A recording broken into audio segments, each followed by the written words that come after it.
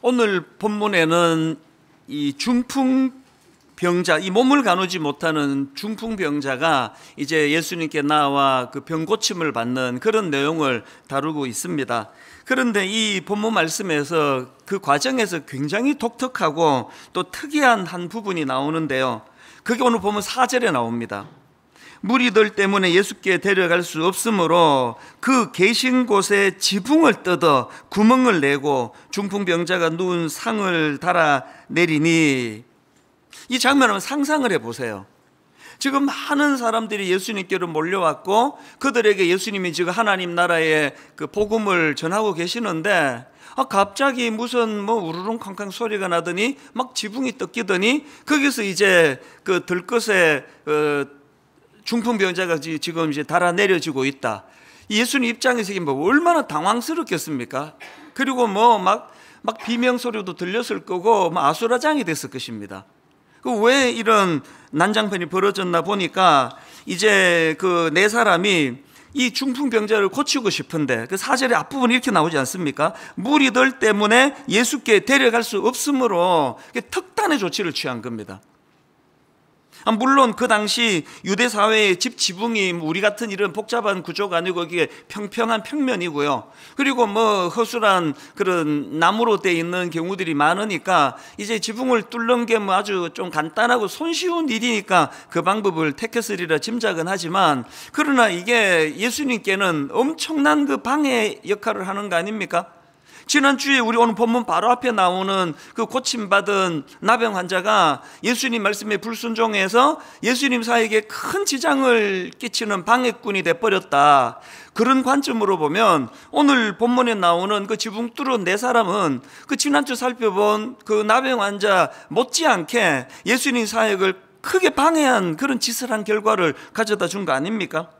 그리고 또 그 남의 집 지붕을 뜯는 그런 행동은 그 몰상식한 짓 아닙니까? 이것도 이해가 안 되고, 그런데 이제 진짜 이해가 안 되는 건 이런 네 사람을 예수님이 칭찬해 주고 계시다는 것입니다. 예수님이 그 중풍병자를 고쳐주시는데요, 그 고쳐주시는 이유를 딱 이렇게 지정해서 설명하십니다. 5절을 보십시오. 예수께서 왜 고쳐주셨나? 그들의 믿음을 보시고. 그러니까 한번 화가 나 죽겠는데 그냥 우리가 이해하지, 한번 오죽하면 한번 저랬겠나, 이런 정도가 아니고요, 너무나 칭찬을 하시는 거예요. 사실은 오늘 이 본문 말씀 속에서 이제 신학적으로도 그렇고 다룰 중요한 내용이 몇 가지가 있는데요, 그래서 이제 한 주만에 다 못합니다. 오늘은 이제 이 본문 말씀을 가지고 딱 어디다 초점을 두고 싶은가 하면, 왜 그 네 사람은 이런 이상한 행동을 했나, 그리고 왜 예수님은 이런 이상한 행동한 사람을 칭찬하시나, 여기에 이제 좀 포커스를 맞추어서 이제 말씀을 전하려고 하는데요. 자, 이런 관점으로 한번 몇 가지를 제가 정리를 해봤거든요. 왜 이 사람들이 이런 이상한 행동을 했고 예수님은 왜 이들을 칭찬하시는가? 첫 번째, 그 예수님의 칭찬에는요, 이런 이유가 담겨져 있습니다. 비록 그들의 행동은 이상했지만 그 이상한 행동의 동기가 몸을 가누지 못하는 불쌍한 사람을 도와주고자 하는 이 긍휼함에서 출발했기 때문입니다. 여기서 저는요, 우리 예수님의 성품 두 가지를 새삼 깨닫고 발견하는데, 여러분, 우리 예수님은 항상 중심을 보시는 분이라는 겁니다. 그 겉으로 드러나는 행동이 좀 나빠 보여도 그 중심이 어떠한가. 우리 부모들이 좀 못하는 게 그거 아닙니까? 우리도 사실 옛날에 몇십 년 전에 우리 부모를 생각하면 너무 야속했던 그런 기억이 한두 건은 다 있으실 거예요.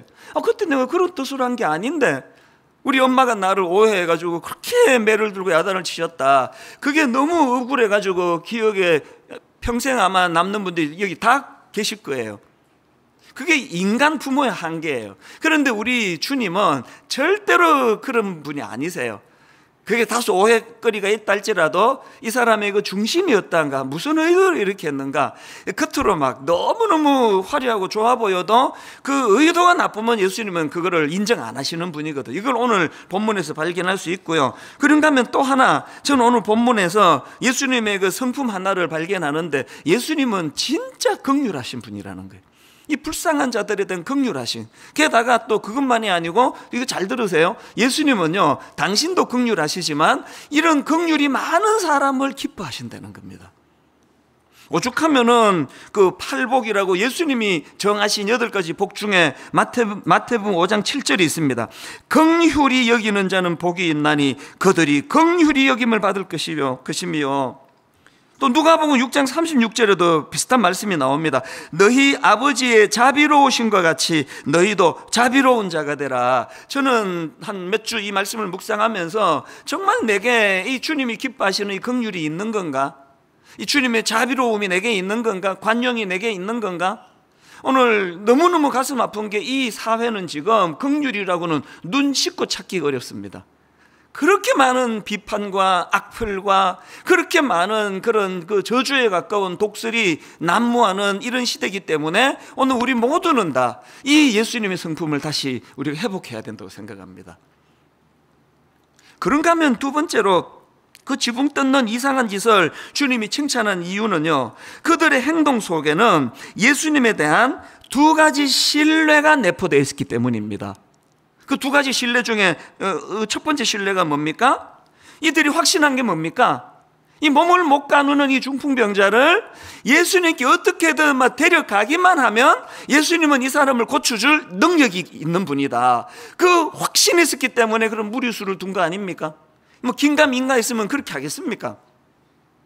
그런가 하면 이 4사람이 확신했던 또 한 가지 주님에 대한 확신이 뭐냐? 아무리 우리가 이런 오해받을 짓을 해도 이분은 중심을 보시는 분이기 때문에 절대로 우리를 꾸짖지 않고 내치지 않으실 것이다. 그 확신이 있으니까 그런 짓을 할 수 있는 거 아닙니까? 예수님이 이런 믿음을 칭찬하셨다 할 때 저는 좀 찔림이 있었습니다. 왜냐하면 솔직히 여러분이나 저나 너무 똑똑해가지고요, 우리는요 어떨 때 보면 하나님에 대하여 의처증 환자 정세를 갖고 있습니다. 막 어지간하면 의심하려고 준비가 다 돼 있잖아요. 막 책 한 줄 읽다가도 막. 그래서 이 교회란 곳은 정말 이런 신뢰를 얻는 곳이어야 된다 생각합니다. 막 여러분이 막 교구 목사님 좀 만나자 그랬는데 막 바빠가지고 뭐 시간을 좀 못 낸다 그러면 바로 또 오해해가지고 하여튼 이것들은 영혼에는 관심이 없어, 이렇게 오해하는 게 아니라, 참 내가 한 가지 우리 교구 목사님에 믿는데 이분은 시간 남아도 오는데 이렇게 말할 분이 절대 아니다. 진짜 바쁘신가 보다. 그게 신뢰 아닙니까? 교회는요 이유야를 막론하고 이 신뢰가 바탕이 돼야 돼요. 그런가 하면은 세 번째, 그 지붕 뜯은 그들이 예수님께 칭찬받은 포인트가 하나 더 있는데요, 바로 행동하는 믿음입니다. 행동하는 믿음. 5절에서 예수께서 그들의 믿음을 보시고 이렇게 되어 있는데요, 여러분 스스로 분석해 보세요. 여기서 말씀하시는 믿음은 지식적인 믿음이 아닙니다. 머릿속으로 그냥 정답 똑똑하게 말해서 칭찬 들은 게 아니고요, 실제적으로 이 중풍 병자를 불쌍하게 여기는 마음도 있었고 주님을 신뢰하는 마음도 있었는데 머리로서만 작동이 아니라 실제적으로 지붕을 뚫는 결단이 있는 행동하는 믿음이었다는 그 얘기를 지금 강조하고 있는 것입니다. 그래서 저는 이걸요, 이 칭찬받은 4사람의 그 믿음의 중심이 저는 삼각다리라고 생각합니다. 그 카메라 같은 거 놓을 때 보면은 다리 3개가 딱 균형을 이루어야 되지 않습니까? 둘 중에 하나만 부실어도 넘어지거든요. 이 삼각다리예요. 첫 번째 다리가 뭡니까? 이 약자에 대한 긍휼한 마음. 그런가 하면 두 번째가 예수님에 대한 신뢰. 그리고 세 번째가 행동하는 믿음. 이 삼각다리가 조화를 이루었기 때문에 그 중풍병자가 고침을 받을 수 있었다는 겁니다. 이 3가지가 참 중요한데요, 저는 오늘 그 용어를 하나 만들어 봤습니다. 3+1 교훈. 요새 할인마트를 너무 자주 가, 심부름을 자주 가가지고 이거 사면 +1 뭐 이런 게 있잖아요. 여러분, 우리 개개인이 이 3가지 삼각다리, 약자에 대한 긍휼한 마음 하나, 둘째 예수님에 대한 신뢰, 셋째 행동하는 믿음, 각자가 이것으로 쌓여졌는데 이것만 가지고는 중풍병자 못 살렸습니다. 그래서 3+1이에요. 결정적인 +1이 뭐예요? 여러분, 이런 상상을 해보세요. 어떤 이런 약자에 대한 긍휼한 마음과 예수님에 대한 신뢰와 행동하는 믿음, 삼각다리를 가진 믿음 충만한 어떤 사람이 자기 혼자 이제 나 지붕 뚫고 이 사람 내리겠다고 메고 갔으면요 떨어뜨려 죽였을 거예요. 그래서 3 플러스 1이에요. 혼자는 안 되는 겁니다. 이런 마음을 가지고, 합치된 마음을 가진 네 사람이 서로서로 균형을 이루면서, 조화를 이루면서, 그래서 3 플러스 1인 거예요. 제가 가슴이 아픈 건 오늘 한국교회는 1-1이에요. 너무너무 충만한 이 사람이 자기 생각과 자기 고집만 많아가지고, 너무너무 생각이 많고 자기 생각과 자기 고집이 많은 이 사람하고 나누면 1 플러스 1이 돼가지고 시너지 효과를 내는 게 아니라 맨날 1-1이에요. 오늘 저와 여러분이 이 네 사람이 한 사람 한 사람이 주님 앞에서 그 세 가지 아름다운 믿음의 정신을 가지고 주님 앞에 남았다 하더라도 혼자로는 절대 불가능했다. 그래서 여러분 그 고린도전서 3장 9절에 보면은 우리는 하나님의 동역자들이요, 이런 표현이 있는데요, 이 말씀의 배경은 그 앞에 6절을 읽어보면은 알 수 있습니다. 자, 고전 3장 6절을 보십시오. 나는 심었고 아볼로는 물을 주었으되 오직 하나님께서 자라게 하셨나니. 그 당시 고린도 교회 다 아시잖아요. 맨날 허구한 날 당파로 나누어져 가지고 나는 예수파니 나는 바울파니 이런 짓이나 하고 싸움질하고 있을 때 하나님이 보여주신 그림이 뭡니까? 나는 심었고 아볼로는 물을 주고, 그렇게 해야 하나님이 자라게 하신다는 거예요. 이게 오늘 우리 교회에는 주시는 메시지가 없습니까? 3 플러스 1 교훈을 앞으로 하리마트에 가실 때마다 떠올리시기를 바랍니다. 나 혼자 믿으면 안 된다. 3 플러스 1. 그래서 이 네 사람이 서로 조화를 이루면서, 사실 저는 이 말씀을 묵상하면서 오늘 그 우리 교회 소그룹 다락방 모임인 구역 모임인 다락방 모임에 참여할 것을 내가 강하게 제가 오늘 권면해야 되겠다, 그런 생각을 했습니다. 혼자는 아닙니다. 혼자서 죽어가는 그 연약한 자들 못 살립니다. 교회는 연합이에요. 교회는 하나됨이거든요. 코로나19가 딱 터지고요, 바로 얼마 있다가 우리 교회 장로님 한 분이 자기의 이게 제가 보니까 그 영성 일기 같은 거예요. 그 일기 같은 내용을 제게 보내줬는데 너무 감동을 받았습니다. 시작이 이렇게 되더라고요. 다락방 형제들이 보고 싶어 몇 주 전에 계획했던 다락방 번개 모임이 오늘인데, 이제 이게 그 3월 달에 쓴 거니까요, 코로나 바이러스가 터지기 전에 그때가 이제 그 방학 중이니까, 그래서 우리 남자 그 순원들끼리 한번 번개 모임 가지자기 치킨집에서 갖기로 이제 약속을 하고 의논을 한 겁니다. 그랬는데 코로나가 터져버린 거예요. 이거를 배경으로 이 내용을 한번 들어보십시오. 다락방 형제들이 보고 싶어 몇 주 전에 계획했던 다락방 번개 모임이 오늘인데, 분당 지역에 확진자들이 계속 늘어나는 바람에 오늘 번개 모임을 취소했다. 모이기로 한 장소가 우리 교인이 하시는 치킨집이었기 때문에 그 모임 예약을 취소하고 나니 마음이 더 무거웠다. 그래서 오늘 저녁은 치킨으로 하자고 권면했다. 모든 순원님들에게는 권면을 해가지고, 그 다음 보세요. 그래서 가능하신 분들은 오늘 원래 번개 모임 장소였던 치킨집에 직접 가서 치킨을 여러 마리씩 사서 각자 집에서 식구들과 저녁을 치킨으로 먹게 되었다. 그리고 그 다음 내용도 감동이에요. 그 후에 한 순원분 제안으로 인터넷 영상 프로그램을 이용해서 화상으로 총 남자 7분이 참여하여 그동안 나누지 못했던 이야기를 50분 넘게 함께 나누었다. 와우! 너무 행복하고 기뻤다. 같이 기도하고 삶을 나누고 너무 감사했다. 화질도 의사표현도 정확하게 전달되어 너무나 신기했다.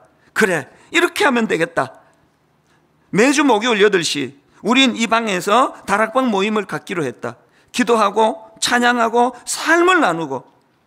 다락방 번개 모임을 취소하고 참 힘들었는데 새로운 힘이 생겨났다. 하나님 감사합니다. 힘들지만 버텨서 이겨낼게요. 우리 순원들을 보고 나니 참 좋다, 행복하다. 2020년 3월 19일 밤. 이게 얼마나 감동이 됐는지 모릅니다. 어떤 분들이 오해하세요. 나는 이제 요거 코로나 끝나면 얼굴 대면할 때 다락방 나갈 거야. 그 진짜 잘못 생각하시는 거예요. 여러분이 지금 나가셔야 되는 이유가 뭡니까? 지금이 위로가 필요하거든요. 지금이 기도가 필요하거든요. 지금이 내 사람의 그 사람들이 들 것에 실어 여러분을 위하여 중보해 줄 때거든요. 뭐 화면이고 우리 그 브라보 시니어 65세 이상 그 형님 누나들 대단하십니다. 그분들은 영상 다락방을 못 하셔가지고요 카카오톡으로 하신대요. 전화로 7번 8번이 나누는데 얼마나 행복한지 모른다 그러는 거예요. 이게 3+1 법칙입니다. 신앙생활은 내가 3가지 이룬다고 완성되는 게 아닙니다. 3+1이 돼야 이루어진다는 겁니다. 오늘 이 설교에 성령님이 은혜를 많이 주셔서 그 확정된 굳은 마음을 내려놓고 이번 주부터 다락방 가야지 그렇게 결단하는 성도님들이 나오시기를 바랍니다. 아멘은 안 하시는 분은 이미 참여하시는 분인 줄로 애써서 믿어보겠습니다. 그래서 저는 오늘 이런 내용을 다루고 있는 오늘 본문 말씀을 가지고요 기도 제목 겸 2가지 적용을 한번 만들어 봤습니다. 이 2가지 적용 꼭 기억하시면 좋겠습니다. 첫째, 오늘 본문을 통해 저는요 이 네 사람이 보여준 긍휼한 마음을 우리도 회복하기를 원합니다. 오늘은 이웃사랑의 주일이거든요. 우리 교회 이웃사랑 섬김과 관련해서 2 기둥이 있습니다. 하나는 바깥에 재단을 만든 복지재단으로 섬기고 있고요, 또 하나는 교회 안에 있는 이웃사랑 분과가 있습니다. 지금 복지재단은 뭐 직원이 한 200 몇십 명 정도 되고 또 막 수많은 분들이 참여하고 정확한 통계는 제가 최근 건 잘 기억이 안 납니다만 조금 전에 우리 그 이웃사랑 분과를 담당하는 교역자가 보내왔는데 보니까 지금 우리 교회 안에 있는 이웃사랑 분과에서 한 500여 명의 봉사자들이 정성으로 섬기고 계시다고 그러더라고요. 오늘 이분들을 위해서 꼭 기도해 주시기를 바랍니다. 이제 이 설교가 끝나는 부분에 이웃사랑 분과에서 만든 영상을 이제 곧 보여드릴 텐데요, 이거를 이제 미리 만들어서 제게 보여줬는데 제가 정말 마음이 뜨겁고 눈시울이 붉어졌습니다. 왜냐 하니까요 정말 고군분투하는 겁니다. 지금 1:1 결혼과 반찬 배달을 그동안 해왔는데요, 참 사연은 다 각각 다르시겠지만 지금 독거 노인분들도 계시고 이런저런 혼자서 이제 반찬을 해 드실 수 없는 분들을 위하여 정성껏 지금 여기 드림센터에서 반찬을 만들어서 배달을 하시는데, 이제 코로나로 이게 지금 어려운 상황인데도 불구하고요 여전히 지금 이제 이따 영상 보시면요 너무너무 정성이 느껴집니다. 그래서 참 할아버지를 찾아가시는 그 장면도 마음을 뭉클하게 했고요, 또 그런가 하면은 그 에듀투게더라고 지금 그 좀 경제적으로 어려운 그 아이들, 과외를 받을 수 없는 아이들을 우리 봉사자들이 지금 영어도 가르치고 수학도 가르치고 있는데 코로나로 지금 못 모이지 않습니까? 그래서 제가 그 영상에 보니까요 정말 울컥했습니다. 그 봉사자 선생님이요 영상으로 걔는 핸드폰 켜놓고 수학을 묻고 거기에 대해서 가르쳐 주시고 이런 장면이 너무 마음이 뭉클했습니다. 저는 이 설교를 들으시는 모든 성도님들 마음속에 하나님 선한 마음을 주셔서 정말 내가 이제 이 코로나19 끝나고 나면 내가 정말 마음껏 가치 있는, 참 내가 그런 이웃을 섬기는 일을 해야지, 그런 마음의 동력이 생기기를 원합니다. 꼭 그렇게 되기를 바랍니다. 그러시려면요 여러분 2가지를 기억하셔야 됩니다. 여러분, 누가 오늘 본문에 나오는 지붕 뚫은 네 사람이 될 수 있느냐? 우리가 자칫 잘못하면은요, 제가 또 그런 사람이에요. 내가 어떤 교만에 빠지느냐? 나는 항상 지붕 뚫은 네 사람에 속하는 사람이야. 난 늘 누군가를 도와주고 난 늘 그런 사람이다. 이런 착각에 빠질 수가 있는데요, 이거를 교정해야 제대로 된 지붕 뚫는 네 사람이 된다는 겁니다. 하나님은 제게 신실한 아버지세요. 이걸 지난 한 주 내내 온 몸으로 깨닫게 해주셨습니다. 야, 생각해보면 신기합니다. 너무나 많은 오늘 본문의 네 사람과 같은 이런 분들을 제게 보내주셨는데요, 그래서 제가 참 많이 마음에 울컥울컥했습니다. 한 주 내내. 예를 들면 이런 거예요. 여러분 이미 다 뭐 눈치채셨겠지만요, 저는 요즘에 이제 이 가평 우리 마을을 통해 지금 큰 근심이 하나 있습니다. 왜냐하니까 제가 지금까지는 앞장서 도울 수 있었거든요. 왜냐하면 가치를 만들고 성경적인 그런 꿈을 펼치고 이건 제가 할 수 있습니다. 그리고 이제 우리 장로님들이 합심해가지고 지금 건물이 잘 올라가고 있는데요, 그런데 뭐가 두려우냐? 여기서 제가 더 설치면 가평 우리 마을 망한다는 생각이에요. 제가 이제 막 그냥 이거 하니까 되네 그래가지고 막 직원도 제가 뽑고 막 내가 이거 막 이렇게 운영하고 그러면 100% 망해요. 왜? 저는 그런 경험이 없는 사람입니다. 당장 이 피 같은 헌금을 가지고 이제 그 커피숍을 이제 운영을 하게 된다 할 때 제가 뭐 이거 10명을 쓰는 게 좋을지 뭐 5명을 쓰는 게 좋을지 제가 어떻게 아느냐고요. 그래서 제가 10명만 써도 되는 걸 뭐 20명을 쓰면은 제가 헌금하신 성도님께 죄를 짓는 거 아닙니까? 그리고 조직을 제가 뭐 아무리 생각해도 모르겠는 거예요. 총괄 디렉터는 누구를 세워야 되고 조직은 어떻게 만들어야 돼요? 제가 막 여러분들에게 부탁도 하고 광고도 해보고 또 막 기업에다가 또 그런 관련 있는 분들에게 문의도 해보고 도와달라고 손도 내미는데 이게 시원찮은 거예요. 이게 잘 안 풀리는 겁니다. 마음에 두려움이 생기더라고요.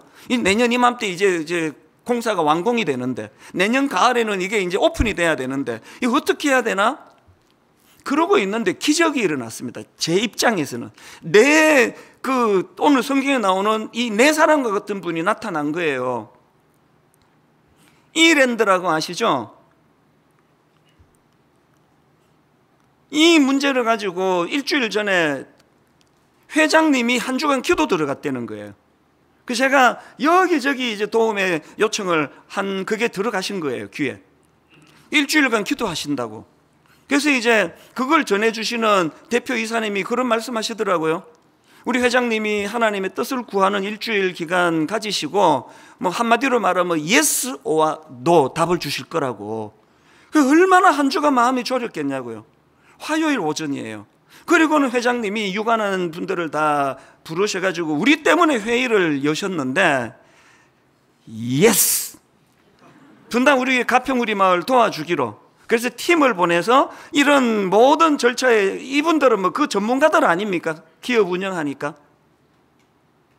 그래서 이제 그 대표이사님이 저한테 그 분당 우리 교회가 우리한테 뭘 원하는지를 뭘 요구하는지를 정리를 해서 보내달라 그래가지고 제가 좀 기왕에 해서 쫙 보내줬어요.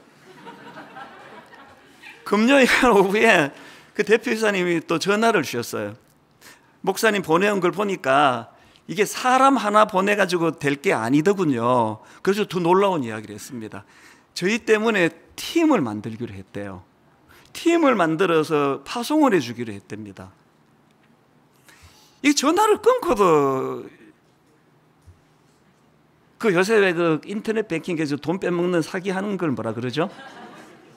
보이스 피싱인가 이게?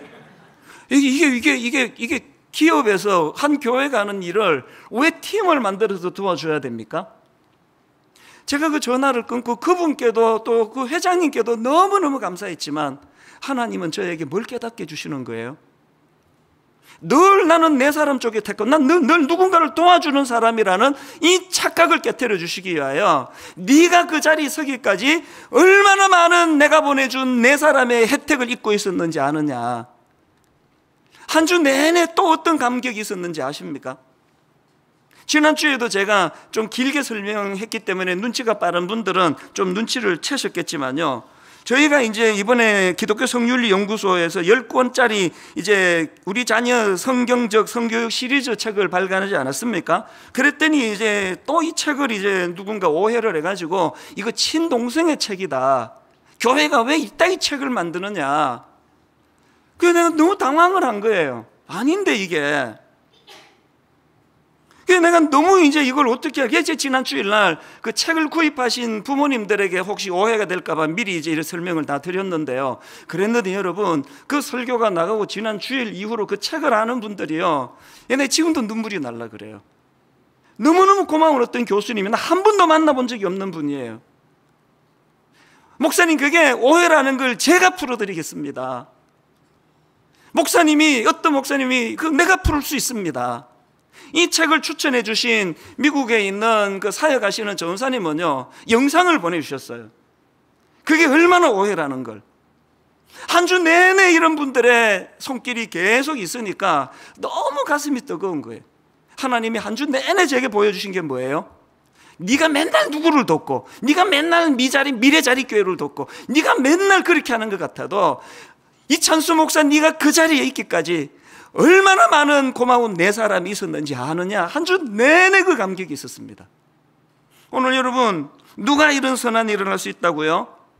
내가 바로 몸을 가눌 수 없었던 그 중풍병자였노라고. 내가 바로 이런 은혜를 입어 이 자리에 올 수 있게 됐다는 걸 감격할 수 있는 사람만이 내 사람이 될 수 있을 줄로 믿으시기를 바랍니다. 그런가 하면 또 하나 더 있습니다. 누가 이 지붕을 뚫은 중풍병자를 도우면 내 사람이 될 수 있느냐? 이것도 지난주에 하나님이 저에게 친절히 보여주신 증표예요. 이 답을 하기 전에 내가 경험한 걸 얘기 드릴게요. 미국의 존 파이프 목사님이라고 계세요. 제가 참 존경하는 분이에요. 여러분, 지금 미국이 그 백인 경찰관이 흑인 남성을 체포하는 과정에 과잉 진압으로 그 사람이 사망하고, 그래서 이제 분노한 사람들이 이제 데모하다가 이게 막 미국 전역을 뒤덮고, 이제 그게 막 방화, 상점, 약탈, 막 폭력 이렇게 뒤덮고 있던 그런 상황에 이 존 파이프 목사님이 참 아픈 마음으로 기도하신 영상이에요. 기도가 한 5, 6분 긴 기도인데요, 제가 그걸 보면서 마음이 너무너무 뜨거워졌습니다. 그 기도 중에 이런 대목이 있더라고요. 마음이 토라진 선지자 요나에게 하나님은 니느웨에 대한 칭찬의 말이 아니라 커다란 긍휼을 말씀하셨습니다. 그러면서 요나서 4장 11절을 인용하더라고. 기도 안에 이 큰 성읍 니느웨에는 좌우를 분별하지 못하는 자가 12만여 명이요 가축도 많이 있나니 내가 어찌 아끼지 아니하겠느냐 하시니라. 우리의 교만을 내리치시기보다는 우리의 어리석음을 동정하시는 하나님이 얼마나 자비로우신지요. 요나는 당신의 긍휼하심을 헤아리지 못했습니다. 제가 이 기도를 듣는데요, 요나가 가진 어리석음이 뭡니까? 지금 요나는 하나님께 사장에서 하나님께 썩내고 있습니다. 공의의 하나님이라 그러면서, 아니 어떻게 저 악한 자들을 심판하지 않으시느냐고 하나님께 지금 성이 나 있어요. 그런데 여러분, 이 요나가 모르고 있는 게 뭡니까? 그런 논리정연한 자기 논리대로였다면요, 요나는 요나서 1장 말이나 2장에서 죽었어야 되는 인간이에요. 논리대로 했다면, 자기 논리대로 했다면. 요나의 모순이 뭡니까? 그 논리를 뛰어넘으시는, 자기를 불쌍하게 보신 하나님의 긍휼하심의 혜택을 입었기 때문에 안 죽고 요나서 4장에서 하나님께 성낼 수 있는 거 아닙니까? 너무너무 모순을 보이는 요나가 이게 저라는 걸 부인하겠습니까? 여러분, 이렇게 분노하는 어떤 사람에 대하여 하나님이 여러분이 그렇게 심판해 주기를 원하는 그 사람의 방식대로 했다면 저나 여러분은 온전할 것 같으세요? 그럴 것 같으세요? 오늘 이 시대에 상상을 초월하는 분노에 찬, 울분에 찬 지적질은 4장의 요나의 모습을 닮았습니다. 누가 연약한 자를 그런 식으로 지 잘못이지 뭐, 건강관리 못해가지고 저 몸도 못 가누는 병 얻은 거 아니야? 그런 정확한 판단과 분석보다 중요한 건 어쨌든 이를 살려야 되겠다, 지붕을 뜯어 오해를 받더라도 누가 지붕 뚫은 내 사람이 될 수 있다고요?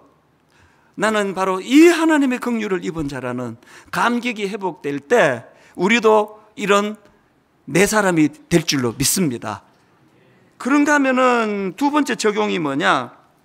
우리 모두는 힘을 합하여 다음 세대를 살려야 합니다. 제가 왜 이런 적용을 만들 수 있었냐면요, 5절에 나오는 표현 하나 때문입니다. 5절을 보십시오.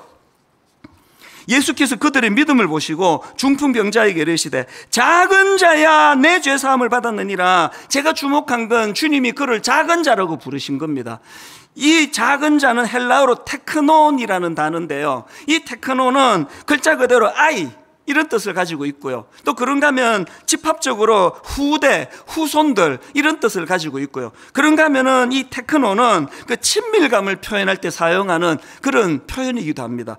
빌레몬 1장 10절에서 그 노예가 주인의 재산을 가지고 도망가다가 잡힌 그 기억나시죠? 제가 설교한 거. 빌레몬 1장 10절에서 사도 바울이 이렇게 표현합니다. 갇힌 중에서 낳은 아들 오네시모를 위하여. 이 아들이 테크논이에요. 저는 이 세 가지 의미를 묵상을 하면서 마음이 너무너무 은혜가 되더라고요. 그리고는 또 한 가지 5절에 보니까요, 예수께서 그들의 믿음을 보시고, 그 다음 보세요, 중풍병자에게 이르시되, 이 중풍병자를 영어 NIV 성경을 제가 대조를 해보니까 여기 나오는 이 중풍병자를 영어 성경에는 마비된 환자 이렇게 번역을 하고 있더라고요. 본문에 나오는 중풍병자의 특징은요, 병으로 몸이 마비된 사람이에요. 못 움직이는 사람이에요. 제가 이 몸이 마비된 환자에게 주님이 부르시는데 이 작은 자야, 아이야, 이렇게 부르시는 것을 보면서 오늘 수많은 우리가 도와야 될 연약한 이웃들이 많지만 그중에 두드러지게 우리가 도와야 될, 적용해야 될 인물은 저는 청소년들과 다음 세대라고 생각합니다. 오늘 이 악한 음란한 영이 우리 아이들을 지금 엄습을 해버려서 마비된 것처럼 지금 우리 아이들이 고통하고 있습니다. 그들을 도와야 돼요. 제가 앞에서 말씀드렸듯이 우리 교회가 왜 기독교 성률 연구소를 만듭니까? 그리고 왜 이런 위험한 책 10권의 우리 자녀 성경적 성교육 시리즈 이런 책을 왜 다른 교회들은 안 만드는데 별나게 우리는 왜 이런 거를 만듭니까? 왜 만들어서 또 1년 만에 또 이런 오해에 휩싸이게 하는 이런 일을 왜 불길로 왜 뛰어듭니까? 뭐 다른 교회들은 뭐 이런 거 못해서 안 만드는 겁니까? 왜 해야 되느냐고요? 정답 간단합니다. 그 중풍병자들이 지붕 뚫을 때 이거 욕먹을 짓이다, 이거 오해받을 것이다, 그럼에도 불구하고 해야 되기 때문에 지붕 뚫은 거랑 똑같은 이유예요. 어떡합니까? 오해를 받아야 되면 감수해야죠. 오해받지 않기 위하여 아이들을 주님 앞으로 이끄는 일을 하지 않는다면 저는 주님 앞에 더 큰 책망을 받을 두려움을 저는 가지고 있거든요. 이 책을 오해하는, 그 반발하는 분들의 주장을 정리를 해보니까요, 제일 두드러지는 게 이 조기 성애화 반대. 이 조기 성애화 문제가 뭐냐면은 한마디로 말하면 너무 어린 애들한테 너무 구체적인 생식기 정보나 그림 등을 보여주면 안 된다. 왜냐하면 너무 어린 나이에 그런 것들을 보다가 보면 어린 아이가 거기에 잘못된 성적인 욕망을 자극받을지 모른다. 그 말에 나 100% 동의합니다. 정말 그건 위험한 거 맞아요. 그리고 사실요, 저는 이제 60살을 먹었잖아요. 우리 어릴 때는 사람의 생식기, 몸 이런 거로 교육을 좀 받아본 적이 없고요. 그래서 저는 또 보수적이다 보니까 이런 그림이 너무 민망해요, 저는. 그래서 제가 우리 담당 팀 교역자들한테 몇 번이나 건의했습니다. 이 그림 빼면 안 되겠냐고. 이 그림이 없어도 설명이 다 되는 거 아니냐고. 근데 여러분, 이 책이 주장하는 거나 우리 그 교역자 팀이 주장하는 게 뭐냐 하면 그런 그 조기 성애화 문제를 거론하는 그분들의 시각이 옳다는 거예요. 맞는데, 위험한 거 맞는데, 그럼 뭐가 문제냐? 그럼 우리가 안 하면 애들이 지금 모르느냐는 거예요. 그 집에서 안 가르치면은 애들이 다 모르면은 당연히 안 하는 게 맞는데 지금 유치원 때부터 하고 있습니다, 이제. 초등학교 들어가면은 애들 우리만 민망하죠. 애들은 그게 너무 익숙해요. 그래서 이 책이 주장하는 포인트가 뭐냐 하면 이 집에서 안 보줘도 학교에서 다 배우고 유치원에서 다 배우고, 그리고 여러분 다 아시잖아요, 우리나라 현실. 지금 애들이 접하는 그 포르노 같은 거 이런 것들이 핸드폰이기 때문에 나이를 불문하고 애들을 갖다가 지금 사로잡는데 가정에서만 이거 민망하다고 안 가르쳐서 되겠느냐, 이런 상황이기 때문에 오히려 이제 부모들이 더 관심을 가지고 성경적인 관점으로 몸을 가르치고 성경적인 관점으로 가르치자는 겁니다. 무엇보다도 아이들에게 창조와 구속의 원리로 몸과 성에 대한 교육을 해야 악한 것들이 이것을 사로잡지 않을 수 있다. 그게 이 책을 만들게 된 핵심적인 포인트거든요.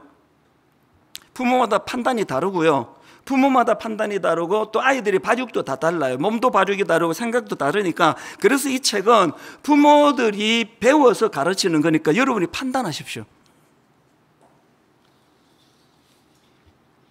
그런가 하면은 지난주에도 말씀드렸지만 이 책은 미국에서 만든 책이기 때문에 우리 정서와 잘 맞지 않은 게 너무 많다. 동의합니다. 그리고 또 심지어 어떤 분은 이건 친동성애를 부추기는 책이다고 그렇게 영상도 올리고 글도 올리고 그렇다 그랬는데요. 여러분, 남을 비판할 때는요, 그렇게 쉽게 하시면 안 됩니다. 이 책은요, 정반대예요. 정반대. 이 책은요, 지금 미국에서 동성애와 성적 타락의 물결이 범람하는 그 상황에서 어떻게든 이 아이들을 제대로 가르쳐 보겠다는 고뇌에서 나온 책이에요. 이 책을 만든 콩고디아 출판사는요, 미국에서 보수 중에도 대표적으로 건강한 보수 출판사입니다. 그런 출판사에서 어떻게 이런 책을 만들 수가, 여러분이 우려하는 그런 책을 만들 수가 있겠냐고요. 사실 제가 사과할 게 하나 있습니다. 그 저자에게. 제가 지난주 이 시간에 그 책을 이제 제 느낌에 아마 이게 미국이 차별금지법이 이제 이게 통과가 됐으니까 아마 이게 대놓고 표현을 못해서 이제 이렇게 좀 렁뚱땅 넘어갔나 보다. 제가 공개적으로 저자에게 사과합니다. 완전 오해예요. 이 책은 자녀 교육용이라 그랬잖아요. 너무나 동성애에 찌들어 있는 그 아이들에게 거부감 없이 다가가기 위해서 전략적으로 그 아이들을 중학교 때, 고등학교 때는 또 단호하게 또 가르치잖아요. 홈페이지에 이런 내용들을 전부 다 올려드렸으니까요.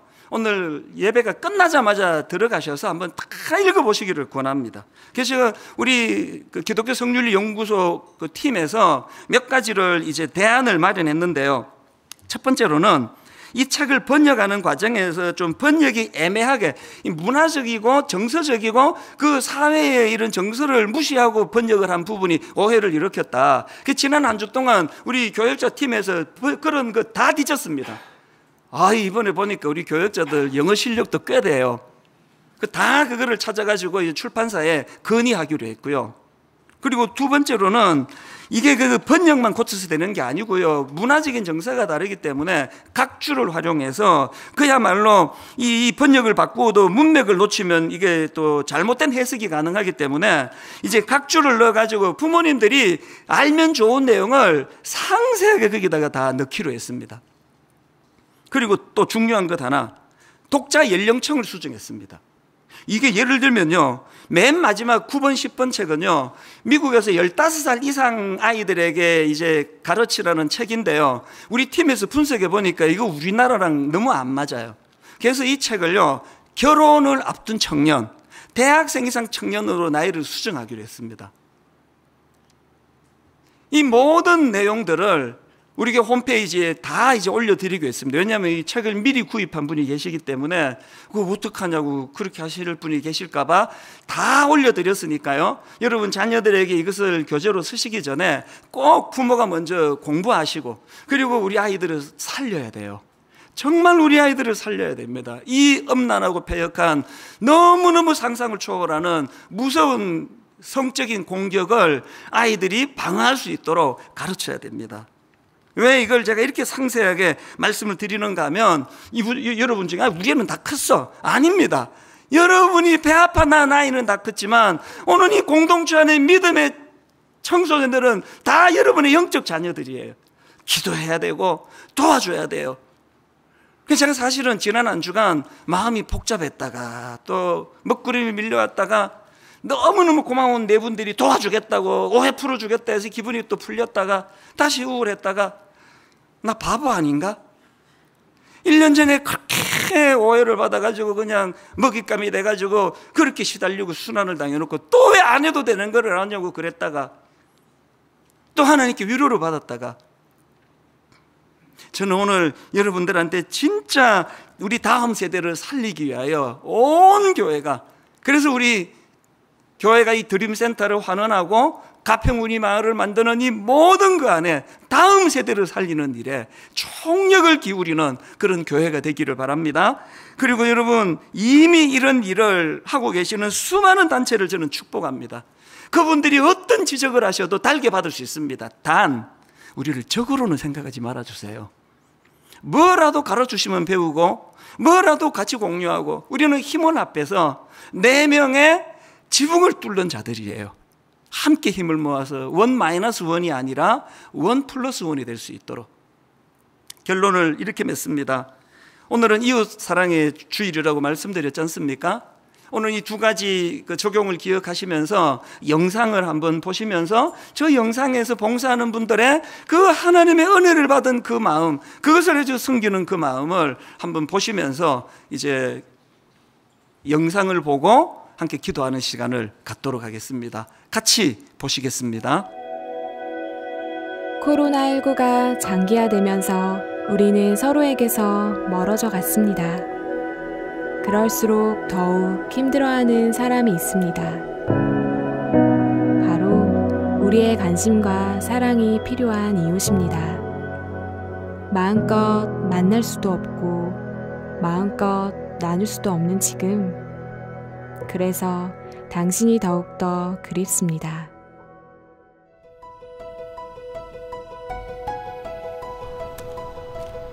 친구들과 즐겁게 지내야 할 시간, 혼자 시간을 보냅니다. 무료하고 답답한 일상에 찾아온 달콤한 만남. 우리 주간 보호센터 선생님들의 행복한 웃음이 영상으로 전해졌습니다. 영상을 보던 정식 씨의 얼굴에도 드디어 미소가 번집니다. 하나님, 영 보고 힘내요. 없어요. 괴로워요. 더욱 찾아오는 사람이 없어진 고립된 일상. 홀로 계신 어르신들의 건강을 위해 가만히 있을 수 없었습니다. 하나님의 사랑을 담아 포장한 반찬을 들고 닫힌 문을 두드립니다. 좋아하시는 어르신을 보니 덩달아 행복이 채워지는 하루입니다. 잘 먹을게요. 긴급한 위기에 처한 어려운 이웃들을 도와달라는 전화가 쉼없이 울립니다. 이번에 추천 대상자는 강제퇴거 위기에 놓인 가정으로 주거보증금을 지원하게 되었습니다. 대화 중에도 하나님의 위로가 전해지길 마음으로 기도합니다. 늘 저희를 지켜봐 주시고 매일 저녁 마주보며 공부하던 자리가 텅 비었습니다. 퇴근 시간이 지난 사무실. 새로운 만남이 시작됩니다. 시호 안녕. 유진이 왔네. 언제 왔어? 안녕. 자, 오늘은 연립방 정식을 할 차례입니다. 풀리지 않던 문제도 함께 봐주시는 선생님이 계시니 하나하나 해결됩니다. 선생님이 매주마다 온라인 강의로 자세히 알려주시니까 개념도 잡히고 이해도 잘 되는 것 같아서 너무 좋아요. 선생님 감사합니다. 다음에 봬요. 서로에게서 멀어진 사회적 거리의 시간 속에도 우리는 여전히 함께 살아가고 있습니다. 이웃과 함께하고자 다가가는 사랑의 움직임. 바로 그 믿음을 보시고 하나님께서 지금도 일하십니다.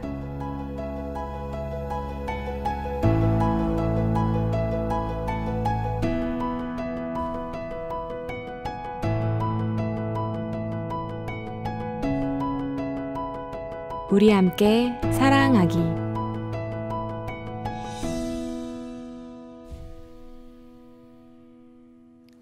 다시 말씀드립니다. 여러분, 우리가 이 지붕 뚫은 네 사람이 되기 위해서는 먼저 우리가 그 하나님의 긍휼하심을 경험해야 돼요. 하나님, 내가 바로 그 중풍병자였습니다. 오늘 그래서 하나님의 사랑을 많이 느끼고 누리시기를 바라는데요.